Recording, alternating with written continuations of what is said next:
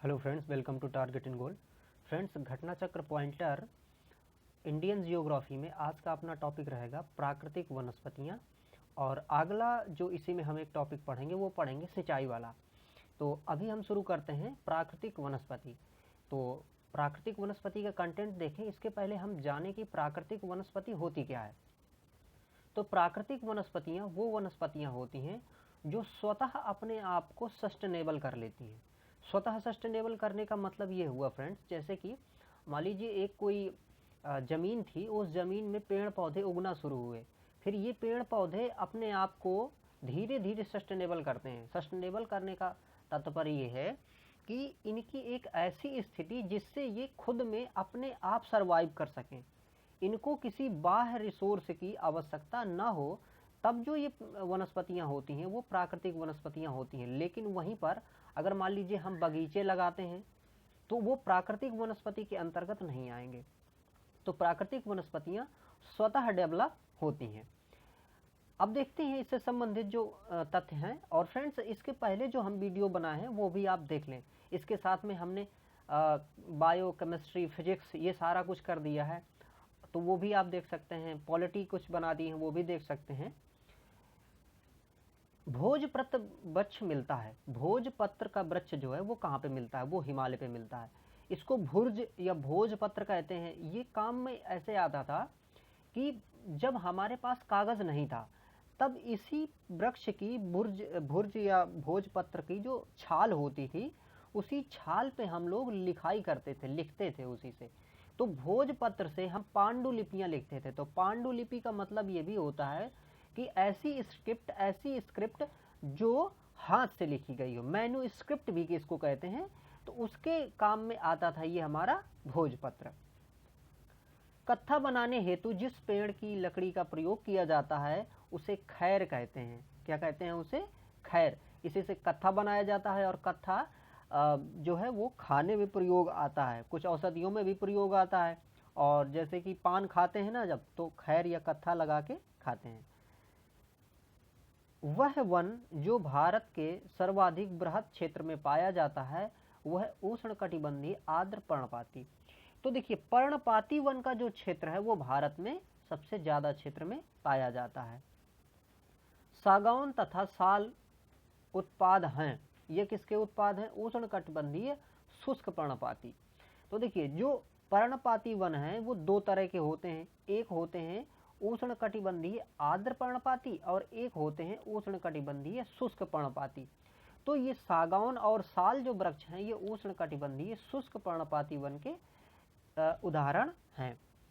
पश्चिमी हिमालय की शीतोष्ण पेटी में एक वृक्ष का बहुल है, वो कौन सा है? वो है देवदार।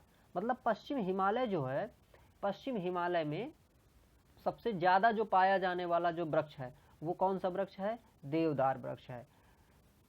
वह राज्य जहां सिनकोना वृक्ष नहीं उगता है वो छत्तीसगढ़ है। अब देखिए, छत्तीसगढ़ के अलावा जो अन्य राज्य भी हैं दक्षिण भारत के, वहां पर सिनकोना नहीं पाया जाता है। सिनकोना जो पाया जाएगा वो ऐसी क्लाइमेट में नहीं पाया जाएगा जहाँ पे थोड़ा सा गर्म इस तरह की क्लाइमेट है, तो इसलिए सिनकोना यहाँ पर नहीं पाया जाता। जंगल की आग किसको कहते हैं? ये कहते हैं ब्यूटिया मोनोस्पर्मा, या इसको पलाश भी कहते हैं। क्या कहते हैं? पलाश। और उत्तर प्रदेश का जो राष्ट्रीय पुष्प है वो क्या है? पलाश है। जंगल की आग इसको इसलिए कहते हैं क्योंकि जब ये इसका पुष्प फूलता है, फूल जब फूलता है तो ऐसा लगता है कि जैसे जंगल में आग लगी हो। मतलब इतना रेड होता है और ये आग की तरह रेड रेड होता है। तो इसलिए जब ये फूलता है तो लगेगा कि पूरे जंगल में एक प्रकार से आग है। तो इसलिए इसको जंगल की आग कहते हैं। इसका जो दूसरा नाम यहाँ पर हम देख रहे हैं, क्या? Butea monosperma. तो ये ब्यूटिया मोनोस्पर्मा या फिर पलाश का फूल जंगल की आग कहलाता है।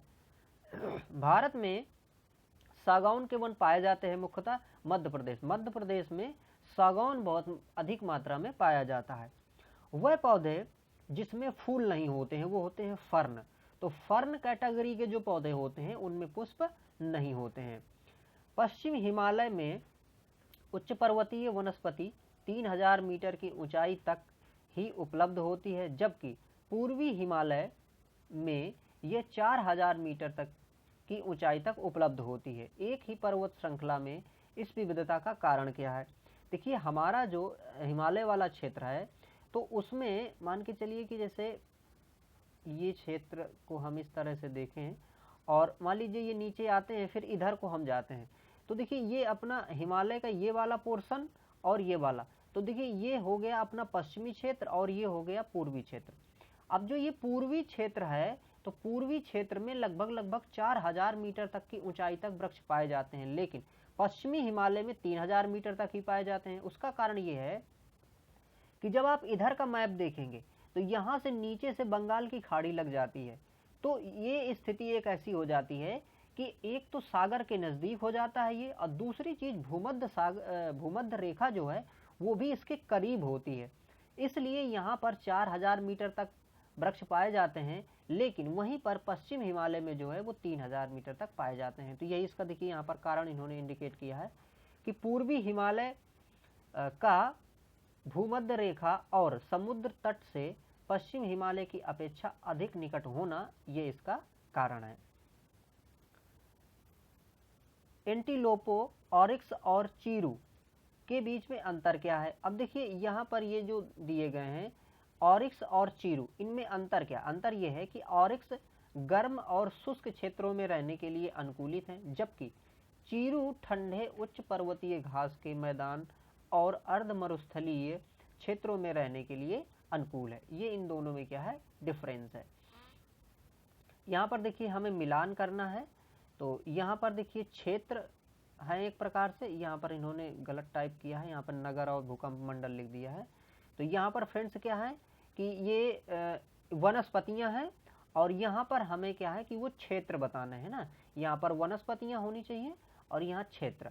अब देखिए इसको देखते हैं, तो यहाँ पर देखिए सागौन एक वृक्ष है, तो ये कहाँ पाया जाता है? ये मुख्यतः मध्य भारत में पाया जाता है और सबसे ज़्यादा ये मध्य प्रदेश में पाया जाता है। देवदार कहाँ पाया जाता है? देवदार ऊंचाई में पाया जाता है और ये हिमालय क्षेत्र में पाया जाता है।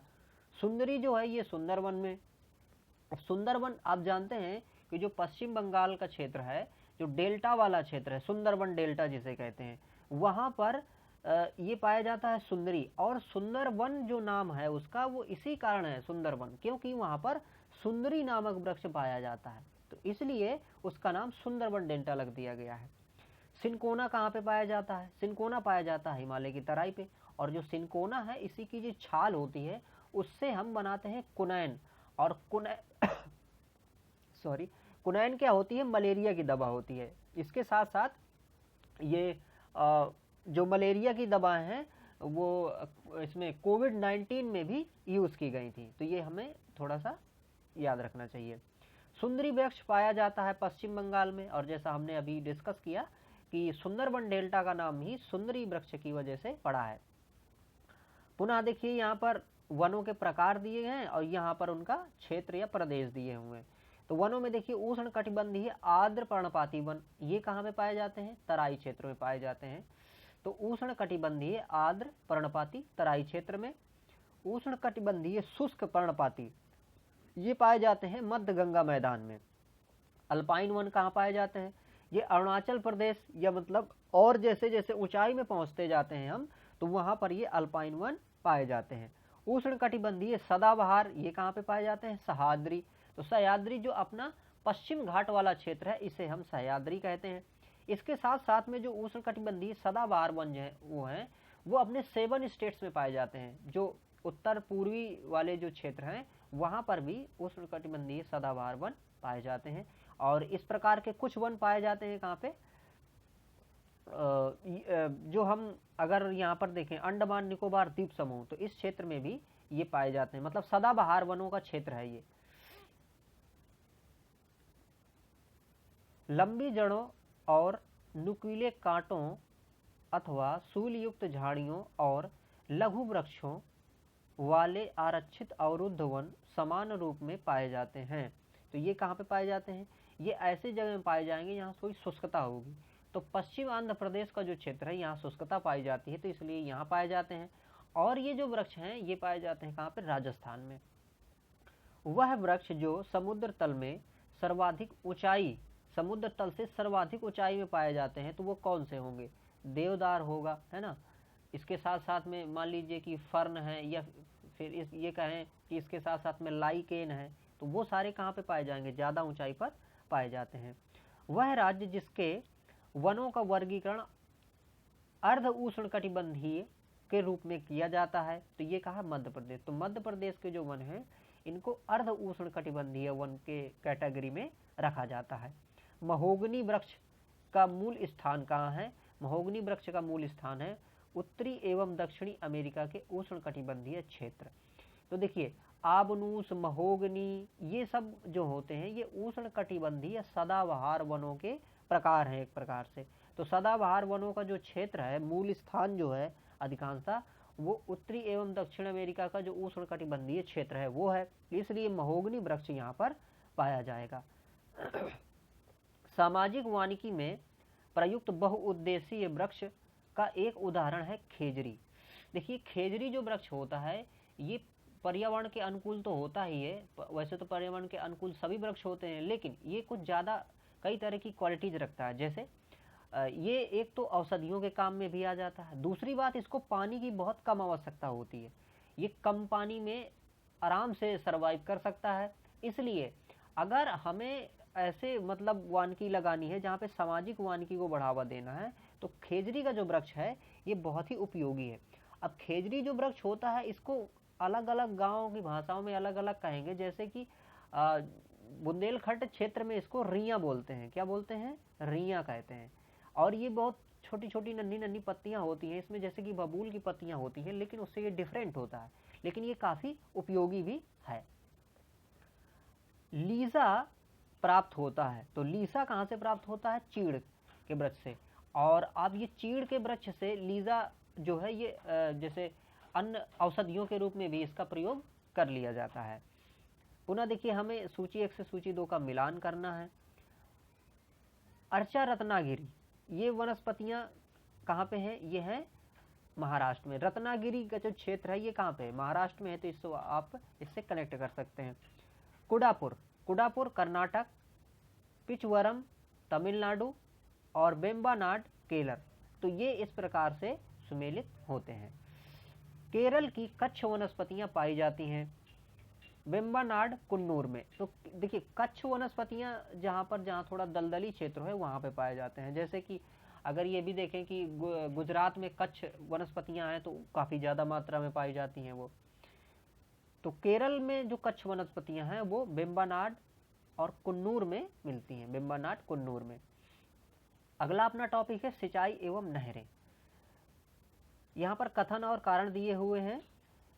कथन कह रहा है प्रायद्वीपीय भारत में सिंचाई का एक प्रमुख साधन तालाब है, और यहाँ पर कारण कह रहा है प्रायद्वीपीय क्षेत्र की अधिकांश नदियाँ मौसमी हैं। तो देखिए यहाँ पर क्या है कि कथन और कारण दोनों सही हैं, और जो कारण है वो कथन की व्याख्या भी कर रहा है, क्योंकि प्रायद्वीपीय भारत में जो सिंचाई का मुख्य साधन है वो क्या है? तालाब है, क्योंकि ये पठारी क्षेत्र है, और पठारी होने के कारण यहाँ पर जो बोर किए जाते हैं पानी निकालने के लिए, ट्यूबवेल बनाने के लिए, तो वो सक्सेस नहीं है ज़्यादा, इसलिए यहाँ पर जो सिंचाई का मुख्य साधन है वो क्या है? तालाब है।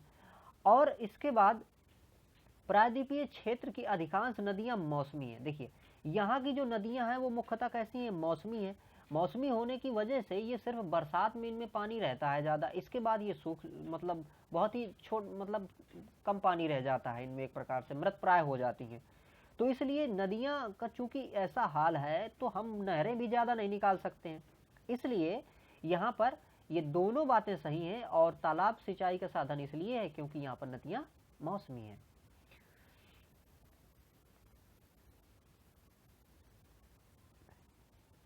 भारत के संदर्भ में सही कथन है क्या है कि इस देश में जो सिंचाई का प्रमुख स्रोत है वो नलकूप है। तो ये बात यहाँ पर सही है, क्योंकि उत्तरी भारत का जो क्षेत्र है वहाँ पर नलकूप से बहुत ज़्यादा सिंचाई होती है।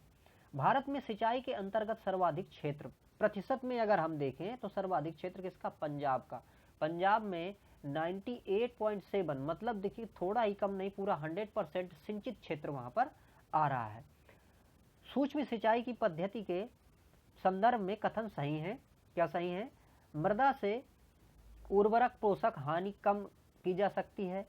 इससे कुछ कृषि क्षेत्रों में भौम जल स्तर को कम होने से रोका जा सकता है। तो यदि हम सूक्ष्म सिंचाई करते हैं तो सूक्ष्म सिंचाई से हम ये वाले फायदे ले सकते हैं। अब सूक्ष्म सिंचाई में जैसे मान लीजिए हम ड्रॉप पद्धति से यूज करते हैं सिंचाई, है ना, या फिर मान लीजिए छिड़काव पद्धति से यूज कर रहे हैं, तो उससे क्या होगा कि हमारा जो पानी है वो खपत कम होगी। इससे हम मृदा को पोषक तत्व भी उनके बचा लेंगे, क्योंकि जब ज़्यादा पानी लगाया जाता है तो मृदा की पोषक एक जगह से दूसरी जगह बहने की ज़्यादा संभावना होती है, और छिड़काव से लगाएंगे तो कम इधर उधर उनके तत्व होंगे, और भौम जल भी कम लगेगा। चूंकि हम कम पानी यूज करेंगे तो हम वाटर लेवल को सेव कर सकते हैं। जीवन रक्षक अथवा बचाव सिंचाई इंगित करती है। ये क्या इंगित करती है? ये करती है PWP सिंचाई। विगत 25 वर्षों में नलकूप सिंचाई का सर्वाधिक शानदार विकास कहाँ पे हुआ है? सरयू पार मैदान पे। तो जो सरयू का क्षेत्र है उत्तर प्रदेश में, यहाँ बहुत तेजी से नलकूप सिंचाई का विकास हुआ है। भारत का वह राज्य जिसमें सर्वाधिक सिंचाई नलकूपों से होती है वो कहाँ से है? यूपी से। तो उत्तर प्रदेश में नलकूपों से बहुत ज़्यादा सिंचाई होती है। भारत के राज्यों का सिंचाई के लिए उपलब्ध भूतल जल संसाधनों की दृष्टि से अवरोही क्रम में सही अनुक्रम है। तो देखिए यहाँ पर सिंचाई में अगर हम देखें उपलब्ध भूतल जल सबसे ज़्यादा कहाँ मिलेगा? जहाँ पे थोड़ा सा नदियों वाला क्षेत्र होगा। तो यहाँ पर इसी तरह से अगर हम क्रम को देखें तो यूपी, महाराष्ट्र, पश्चिम बंगाल और असम, ये इसका क्रम है। भारत में माला नहर तंत्र को प्रस्तावित किया गया था। ये मतलब किसने प्रस्तावित किया था? दिनसा जे दस्तूर ने भारत में माला नहर तंत्र का प्रस्ताव रखा था। भारत की सिंचाई क्षमता का सर्वाधिक भाग पूरा होता है लघु एवं बृहद सिंचाई से। अब देखिए इसको अलग अलग बांटा जाता है कि बृहद सिंचाई जो है उसमें जैसे मतलब बड़ा क्षेत्र आएगा, फिर मध्यम में मध्यम क्षेत्र आएगा, लघु सिंचाई में छोटे छोटे पंप सेट और ये सारे आएंगे। तो जो मुख्य स्रोत है जो सिंचाई के वो क्या है कि लघु है, और फिर इसके बाद बृहद क्षेत्र है।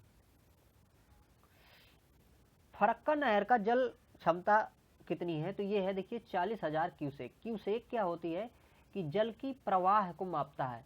तो जल के प्रवाह को मापने के लिए क्यूसेक का उपयोग किया जाता है। और फरक्का नहर जो है, जो कि पश्चिम बंगाल में फरक्का बांध से निकाली गई है, तो इसका जल प्रवाह 40,000 क्यूसेक है। मंगलम सिंचाई परियोजना है, ये कहाँ पे है? ये केरल में है। सारण सिंचाई नहर निकलती है कहाँ से? गंडक से निकलती है। इंदिरा गांधी नहर का उद्गम कहाँ से हुआ? हरिके बैराज। और इसका अगर हम वो देखें तो कहाँ पे है? सतलज और ब्यास, इन दोनों नदियों का एक प्रकार से जो कंजक्शन पॉइंट्स है वहीं पर ये हरिके बैराज बनाया गया है। और ये मुख्यतः जो है ये किस नदी पे है? सतलज नदी पे अपनी अवस्थिति रखता है। इंदिरा गांधी नहर का निर्माण कार्य वर्ष 1958 से प्रारंभ हुआ और इसका उद्गम कहाँ से हुआ? देखिए सतलज नदी के हरिके बांध से किया गया है। इंदिरा गांधी नहर जल प्राप्त करती है। तो ये देखिए कई बार प्रश्न पूछे गए हैं ना फ्रेंड्स, तो इनको थोड़ा सा याद रखिएगा। तो ब्यास, रावी, सतलज, इन देखिए अब चूंकि सतलज की ही ये सहायक नदियां हैं ब्यास, रावी, तो इस प्रकार से हम देखें तो यदि सतलज आ रहा है तो सतलज, अगर ये भी कह दे कि ब्यास नदी का पानी आ रहा है, रावी नदी का पानी आ रहा है, तो इन नदियों का भी पानी इसमें आ रहा है। ब्यास नदी में पोंग बांध के जल का उपयोग करती है। अब देखिए ब्यास नदी में पोंग बांध जल का जो उपयोग है वो कहाँ पे? इंदिरा गांधी नहर परियोजना में किया जाता है। भारत में विश्व की सबसे पुरानी व विकसित नहर ये गंग नहर है। अब देखिए जो गंग नहर है ये गंग राजा द्वारा बनवाई गई थी, जो कि राजस्थान से संबंधित था। तो ये जो नहर है ये भारत की पुरानी नहर है ना, सबसे पुरानी नहर है ये। अब देखिए यहाँ पर बताया गया है गंग नहर जो सबसे पुरानी नहरों में से एक है। तो ये अब देखिए इससे भी हालांकि पुरानी नहरें हो सकती हैं, क्योंकि जो दिल्ली सल्तनत काल था तो उसमें से फिरोज शाह तुगलक और ये जो कुछ मतलब लोग हुए थे, तो इन्होंने काफ़ी इसमें काम किया था नहरों के बनवाने में, तो उधर भी बनवाई गई थी। लेकिन सबसे पुरानी नहरों में से गंगा नहर भी एक काफ़ी पुरानी नहर है। और इसका निर्माण देखिए गंगा सिंह ने करवाया था, जैसा अभी थोड़ा सा चर्चा की थी, और ये राजस्थान से संबंधित था और 1927 में इसका निर्माण करवाया गया था।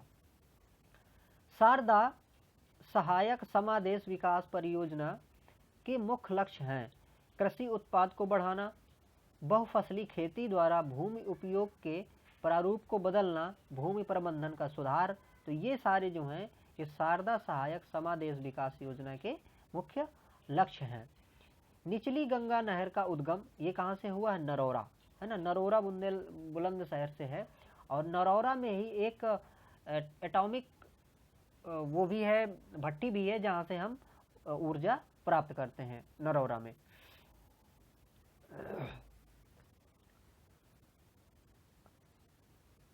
अगला यहाँ पे कंटेंट देखते हैं।